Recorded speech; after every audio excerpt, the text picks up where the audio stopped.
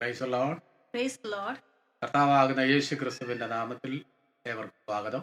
Greetings to you all in the name of our Lord and Savior Jesus Christ. Living stream YouTube ചാനലിലേക്ക് വീണ്ടും സ്വാഗതം ചെയ്യുന്നവരെയും Welcome you all to the Living Streams YouTube channel. ഒരു പ്രാവശ്യം കൂടെ ദൈവവചനമായി നമുക്ക് ആയിരിക്കാൻ കർത്താവ് കൃപ ചെയ്തോർ ദൈവത്തെ സ്തുതിക്കുന്നു. I would like to thank God for giving us this opportunity to share the word of God. ഞങ്ങൾ നിങ്ങളുടെ മുൻപിൽ വീണ്ടും വെളിപ്പാട് പുസ്തകത്തിലെ ഒരു പഠന വിഷയമായിട്ട് തിരികെയാണ്. Again we are coming with another topic from the book of Revelation. ഇന്ന് നമ്മൾ പഠിക്കാൻ പോകുന്നത് സഭയുടെ എടുക്കപ്പെടൽ അഥവാ ക്രിസ്തു സഭയുടെ ഉൽപ്രാവണം എന്നുള്ള വിഷയത്തെ കുറിച്ചാണ്. Today we are going to study about the rapture of the church. കഴിഞ്ഞ പല എപ്പിസോഡുകളിലായിട്ട് നമ്മൾ വെളിപ്പാട് പുസ്തകത്തിലെ 1 മുതൽ 3 വരെയുള്ള അധ്യായങ്ങളിലെ വിഷയങ്ങൾ നമ്മൾ പഠിച്ചു കഴിഞ്ഞതാണ്. All the classes we were studying the chapter Revelation chapter 1 till 3. ഒടുവിൽ നമ്മൾ പഠിച്ചത് 7 സഭകൾ എന്നുള്ള വിഷയമായിരുന്നു. And the last we studied about the 7 churches messages. ഇപ്പോൾ നമ്മൾ തുടർന്ന് 4-ാം അധ്യായം മുതൽ നമ്മൾ തുടർന്ന് പഠിക്കുകയാണ്. Now we are going to study from chapter 4 and onward. നമുക്ക് വേദപുസ്തകത്തില് 4-ാം അധ്യായം തുടങ്ങുന്നത് എങ്ങനെയാണെന്ന് നമുക്ക് നോക്കാം. Let's see in the Bible how the chapter 4 is starting. അവിടെ ഇങ്ങനെയാണ് വായിക്കുന്നത്.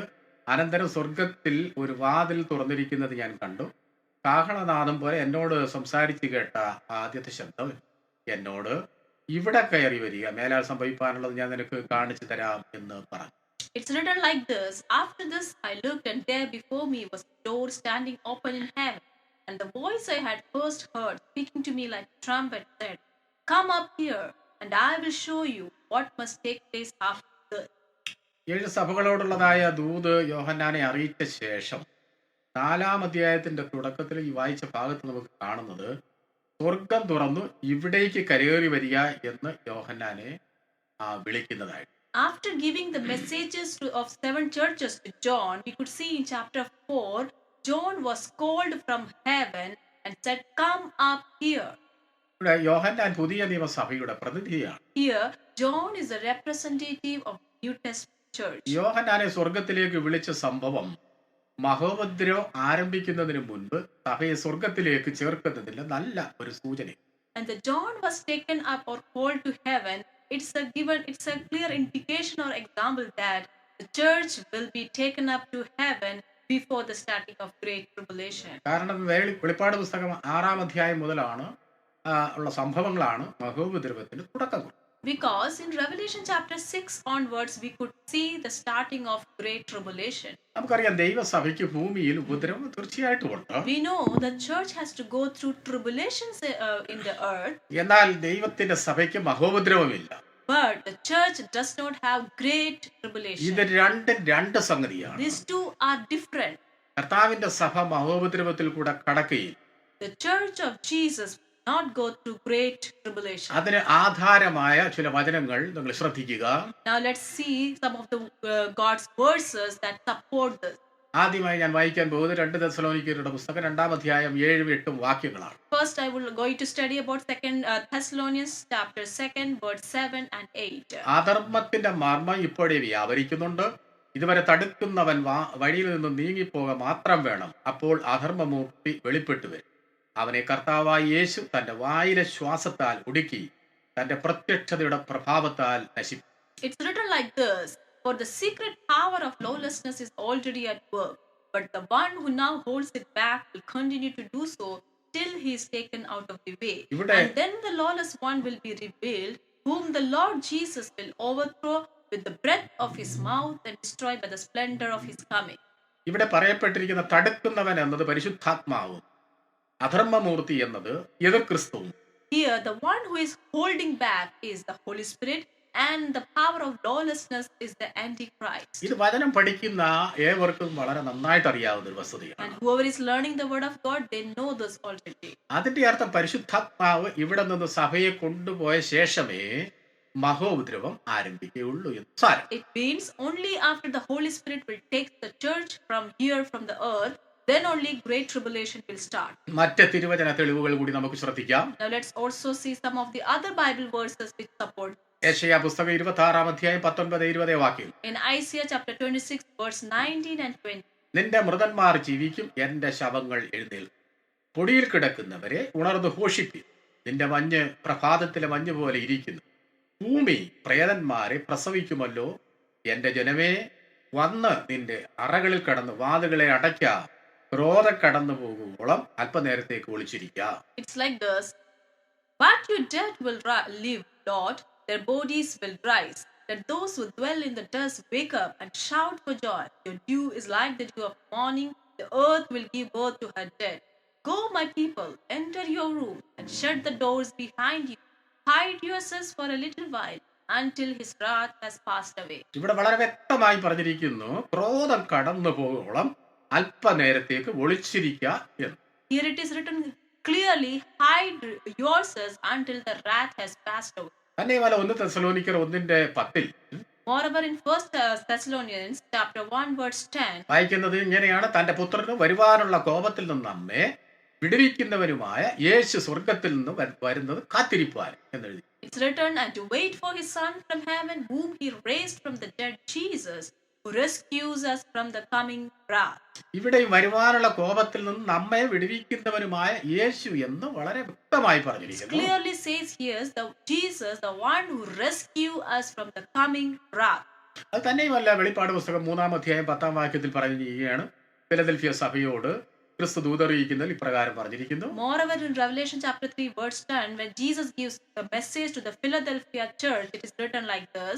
ഇങ്ങനെയാണ് പറഞ്ഞിരിക്കുന്നത്: സഹിഷ്ണുതയെക്കുറിച്ചുള്ള എന്റെ വചനം നീ കാത്തുകൊണ്ടതിനാൽ ഭൂമിയിൽ വസിക്കുന്നവരെ പരീക്ഷിക്കേണ്ടതിന് ഭൂതലത്തിൽ എങ്ങും വരുവാനുള്ള പരീക്ഷാകാലത്ത് ഞാൻ നിന്നെ കാക്കും. It's written like this: since you have kept my command to endure patiently, I will also keep you from the hour of trial that is going to come on the whole world to test the inhabitants of the earth. ഭൂതലത്തിൽ എങ്ങും വരുവാനുള്ള പരീക്ഷാകാലത്ത് ഞാൻ നിന്നെ കാക്കുമെന്ന് വളരെ വ്യക്തമായി പറഞ്ഞു. It's written, I will keep you from the hour of trial that is going to happen or coming on the earth. ഈ വാക്യങ്ങളെല്ലാം ക്രിസ്തുവിന്റെ വരവിനെ പ്രത്യാശയോടെ കാത്തിരിക്കുന്ന വിശുദ്ധന്മാരെ അറിയിക്കുന്നത് എന്താണ്? അവർ മഹോദ്രവത്തിൽ കൂടി കടന്നു പോകയില്ല എന്ന്. All these verses are clearly supporting that whoever is waiting for the coming of our Lord and Savior Jesus Christ, they will not enter into great tribulation. ഈ കാര്യത്തെ ഉറപ്പിക്കുന്ന ചില പഴയ നിയമ സംഭവങ്ങൾ കൂടി നമുക്കൊന്ന് ശ്രദ്ധിക്കാം. And let's also discuss some of the supporting evidence from the Old Testament. ഒന്നാമത്തെ കാര്യം ഉൽപ്പത്തി പുസ്തകം 19 പറഞ്ഞിരിക്കുന്ന സംഭവമാണ്. First we can see in Genesis chapter 19. ദൈവം സോദോം ഗോമോറയുടെ മേൽ ന്യായവിധി അയക്കുന്നതിന് മുൻപ് ലോത്തിനെ അവിടെ നീക്കിയതായി വായിക്കുന്നു. God before sending the punishment upon Sodom and Gomorrah, God rescued Lot. രണ്ടാമതായി ഉൽപ്പത്തി പുസ്തകം 7 Second, we can see in Genesis chapter 7. ജലപ്രളയം വരുന്നതിന് മുൻപ് നോഹയെയും കുടുംബത്തെയും ദൈവം രക്ഷിച്ചതായി നാം കാണും. Before sending the great flood, God rescued Noah and his family. അപ്പൊ പഴയ നിയമകാലത്തിൽ ദൈവമായ കർത്താവ് ഇപ്രകാരം ചെയ്തെങ്കിൽ, so if Old Testament God had rescued his children in this way, തന്റെ രക്തം കൊടുത്ത് വിലയ്ക്ക് വാങ്ങിയ തന്റെ സഭയെ മഹോപദ്രവത്തിലേക്ക് പറഞ്ഞുവിടാൻ അവൻ ഒരിക്കലും അനുവദിക്കുകയില്ല. And how much more God Jesus who have purchased his children by the purchase of his blood, he will never let them enter into great tribulation. ആയതിനാൽ ക്രിസ്തുവിന്റെ സഭ മഹോപദ്രവത്തിൽ കൂടി കടന്നു പോകുമെന്ന് ആര് പറഞ്ഞാലും പഠിപ്പിച്ചാലും അതിൽ ശ്രദ്ധ വയ്ക്കേണ്ട കാര്യം നമുക്ക്.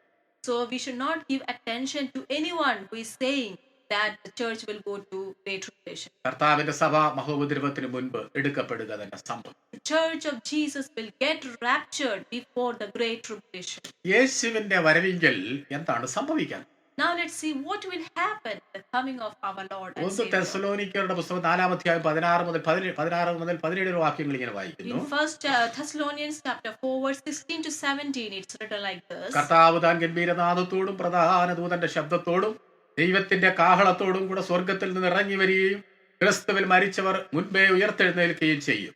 പിന്നെ ജീവനോടെ ശേഷിക്കുന്ന നാം അവരോട് ഒരുമിച്ച് ആകാശത്തിൽ കർത്താവിനെ എതിരേൽപ്പാൻ മേഘങ്ങളിൽ എടുക്കപ്പെടും. ഇങ്ങനെ നാം എപ്പോഴും കർത്താവിനോട് കൂടെ ഇരിക്കും.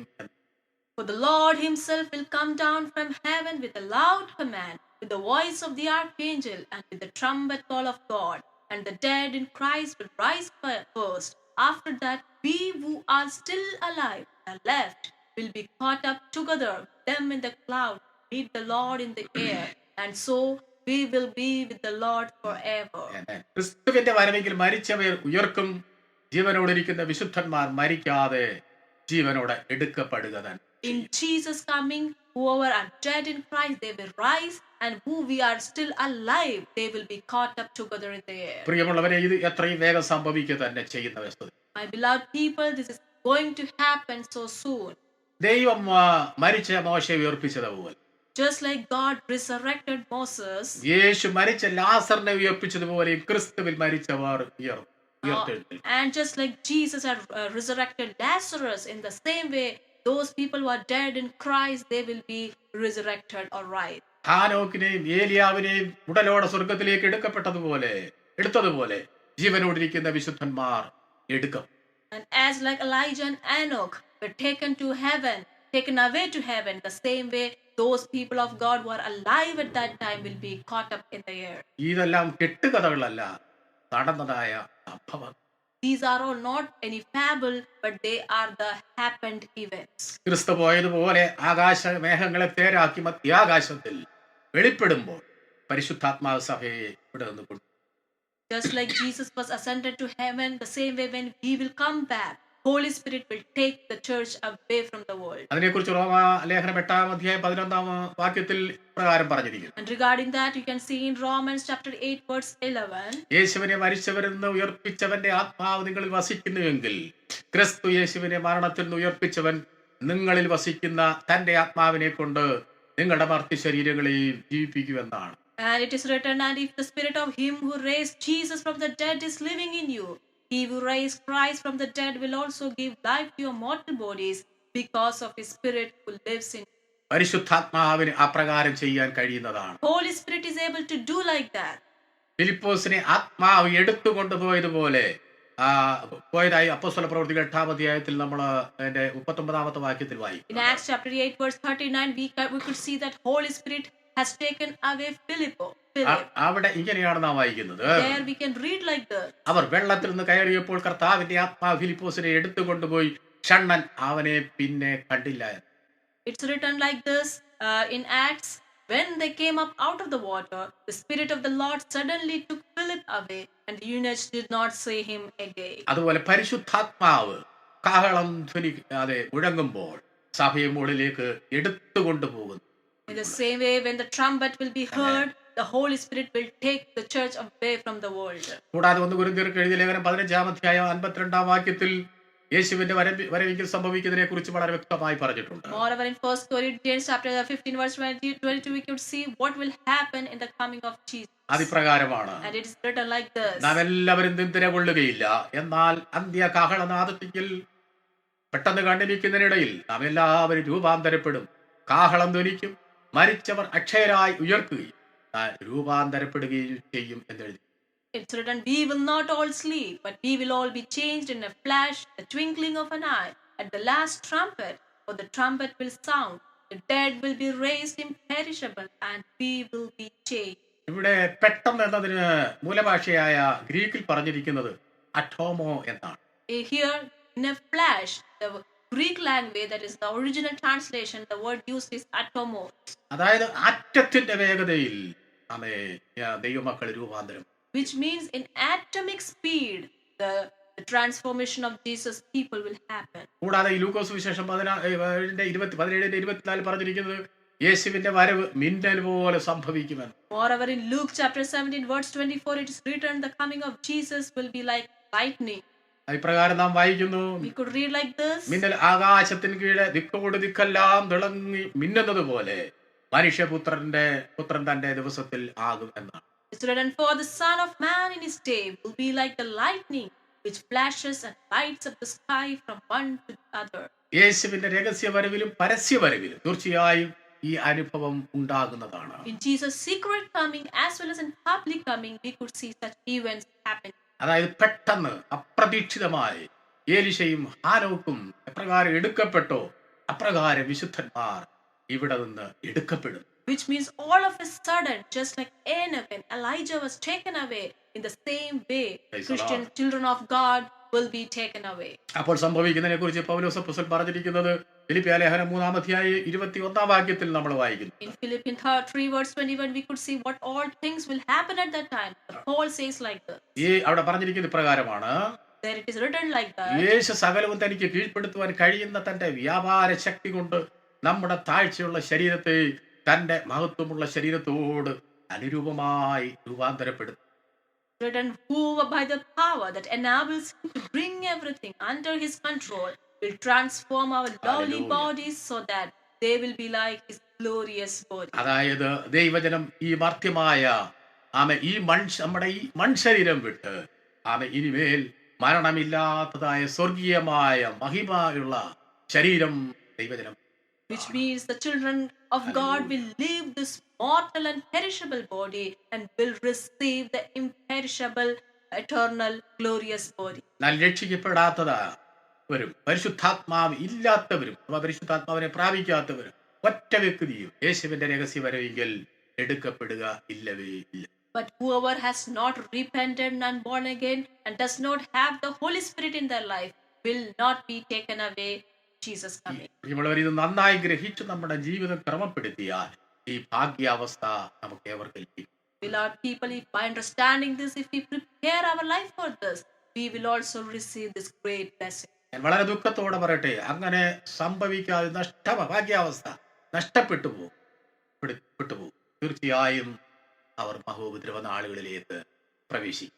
With great pain, I would like to say that whoever is losing this opportunity definitely enter into great tribulation. ഇതാണ് ബൈബിൾ നമ്മെ പഠിപ്പിക്കുന്നത്. This is what Bible clearly teaches. യേശുവിന്റെ രണ്ടാം വരവിന് 2 ഘട്ടങ്ങളുണ്ടെന്ന് ബൈബിൾ നമ്മെ പഠിപ്പിക്കുന്നു. Bible tells us that Jesus coming has got 2 parts. ഒന്ന് രഹസ്യവരവും മറ്റേത് പരസ്യവും. One is secret coming and another is public coming. രഹസ്യവരവിന് ശേഷം 7 വർഷത്തെ മഹോപദ്രവ കാലം കൂടെ കഴിഞ്ഞ് കർത്താവിന്റെ പരസ്യം വരും. First will be secret coming, then there will be 7 years of great tribulation, and thereafter will be the public coming of Jesus. യേശു ഈ ഭൂമിയെ ഭരിക്കാൻ വരുന്ന വരവാണ്. That the public coming is for ruling or reigning over the earth by Jesus. അതിനെയാണ് പരസ്യവരവെന്ന് പറയുന്നത്. That is called the public coming. നമ്മൾക്ക് ഒന്ന് ചിന്തിക്കാം, യേശുവിന്റെ രഹസ്യവരവ് നടന്നു കഴിഞ്ഞാൽ രക്ഷിക്കപ്പെടാത്ത ഈ ഭാവലോകത്തിന്റെ സ്ഥിതി. Now let's discuss in secret coming, those who will be left behind in the world, what will be happening? ഈ കാര്യം അല്പ സമയമെടുത്ത് നിങ്ങൾ ചിന്തിക്കുന്നത് നല്ലതാണ്. By taking some time, let's discuss on it. നിശ്ചയമായും വിശ്വാസികൾ അപ്രത്യക്ഷപ്പെട്ടിരിക്കും. Of course, God's children will be disappeared from the world that day. ഒന്നുകൂടി വിശദമായി പറഞ്ഞാൽ, If I say it more clearly, വിശ്വാസികളായ ലക്ഷോപലക്ഷം പുരുഷന്മാരും സ്ത്രീകളും അത് കൂടാതെ എല്ലാ കുട്ടികളും ക്ഷണത്തിൽ അപ്രത്യക്ഷമാകും.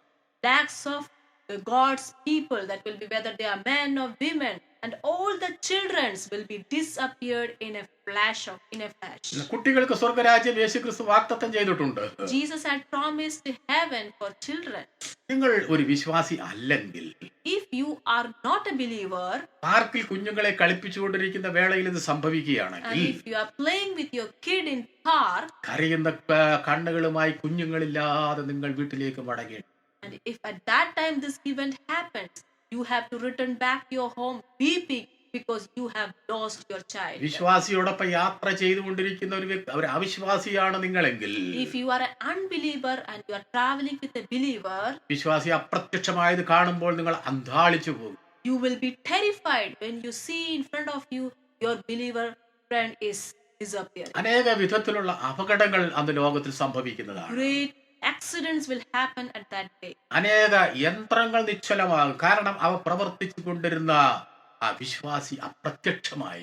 Many machines will come to stop because those believers were operating those machines, they were disappeared. ഇവിടെ മനുഷ്യർ വലിയ alarm മുഴക്കുന്നതിനാൽ, because of that great alarm will be heard among the earth. ഇവിടെ ജീവിച്ചിരിക്കുന്ന മനുഷ്യർ വളരെ പരിഭ്രാന്തരാകും. And all the people of the remaining world, they will be terrified. പലർ തള്ളപ്പെട്ടു പോയത് നിമിത്തം വാവിട്ട് നിലവിളിക്കും. Many people will start crying and weeping because they were left behind. ഒരു വീട്ടിലെ ചിലർ പോയി ചിലർ പോയില്ല. If in a home some people were taken away and suppose some of them were left behind. ആ പോകാത്തവരുടെ മാനസിക അവസ്ഥ എന്തായിരിക്കും എന്നുള്ളത് ചിന്തിക്കുക. Then this thing, what will be the mental status of those people who are left behind? അതുകൊണ്ട് ഞാൻ ചോദിക്കാൻ ആഗ്രഹിക്കുന്നു, പ്രിയമുള്ളവരെ, നിങ്ങൾ വാസ്തവമായി കർത്താവിന്റെ രഹസ്യപരവരായി ഒരുങ്ങിയിട്ടുണ്ട്? So I would like to ask you, my dear people, are you well prepared for ഈ the coming of our ഈ Lord? സന്ദേശം കേൾപ്പിക്കുന്ന ഞങ്ങളുടെ ആഗ്രഹം ആരും തള്ളപ്പെട്ടു പോകരുത് എന്നുള്ളതാണ്. When we are giving this message to you, our desire is that no one should be left behind. യേശു മേഘാരൂഢനായി വരുന്നു. Jesus is coming soon in the ഇനി clouds. അധിക കാലമില്ല എന്ന് ഞാൻ There ഓർപ്പിക്കുകയാണ്. is no more time left. അത് ഏത് നിമിഷവും സംഭവിക്കുക തന്നെ It ചെയ്യും. can happen at any time. കർത്താവിന്റെ സഭ സ്വർഗത്തിലായിരിക്കുമ്പോൾ പാപത്തിന്മേലുള്ള ദൈവത്തിന്റെ ക്രോധം ഈ ഭൂമിയിൽ ഒഴിക്കപ്പെടും. When Jesus' church will be in heaven, the great wrath of God will be poured upon the earth. യേശുവിന്റെ വരവെങ്കിൽ പോകാത്തവർ മഹാപീഡനത്തിലൂടെ കടന്നു പോകുമെന്ന് ബൈബിൾ വളരെ വ്യക്തമായി നമ്മെ. Bible clearly tells us whoever will get left behind and not go, that they will all enter into great problems. അതുകൊണ്ട് എത്രയും വേഗം തന്റെ സഭയെ ചേർക്കുവാൻ വരുന്ന കർത്താവിന്റെ വരവിനായി വരും. So let's we all get ourselves ready for the coming of our Lord. അതിനായി ദൈവം നമ്മെ ഏവരെയും സഹായിക്കട്ടെ. That God help us all for that. യേശുക്രിസ്തുവിന്റെ പുനരാഗമനത്തിൽ നിങ്ങളും ഉണ്ടായിരിക്കട്ടെ എന്ന പ്രാർത്ഥനയോടെ ഈ സന്ദേശം ഞാൻ So I would like to conclude this message by saying that we all be there in the coming of our Lord. And വെളിപ്പാട് പുസ്തകത്തിലെ മറ്റൊരു വിഷയമായി അടുത്ത എപ്പിസോഡിൽ ഞാൻ നിങ്ങളോട് സംസാരിക്കും. next episode we will be discussing about another topic from Revelation book. അതുകൊണ്ട് ലിവിംഗ് സ്ട്രീം യൂട്യൂബ് ചാനൽ കാണാൻ മറക്കരുത്. So kindly do not forget to watch Living Streams YouTube channel പ്രോഗ്രാമുകൾ തുടർമാനമായി കാണണം. and to watch all the programs. Channel നിങ്ങൾ subscribe ചെയ്യണം. Kindly subscribe this channel. നിങ്ങൾക്ക് ഇഷ്ടപ്പെട്ടെങ്കിൽ like ചെയ്യണം. And if you're liking it, then kindly like it തീർച്ചയായും നിങ്ങൾ മറ്റുള്ളവരോട് ഷെയർ ചെയ്യണം. and also share it with others. ദൈവമാണ് കർത്താവ്. May God bless you all.